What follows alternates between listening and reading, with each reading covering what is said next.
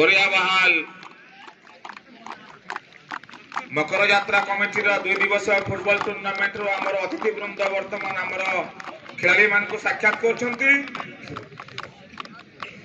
या परे परे हमर फाइनल खेल अनुष्ठित हेबो।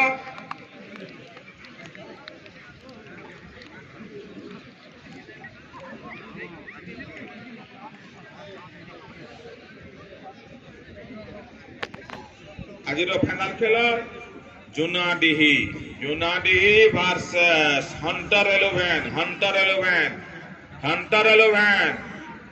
कमला रंग जार्सी रे हंटर 11 दल एवं आमर नील रंग जार्सी रे आमर जुनाडीही गतकाली जुनाडीही दल फाइनल को प्रवेश करथिले। आज हंटर 11 फाइनल को प्रवेश करछंती एवं हमर फाइनल खेल अनुष्ठित हेबो। ए खेलर विजेता 15,000 एवं उपविजेता 10,000 सहित ट्रॉफी। फाइनल जितिबा दल को 15,000 सहित ट्रॉफी एवं उपविजेता दल को 10,000 सहित ट्रॉफी दियाइबो।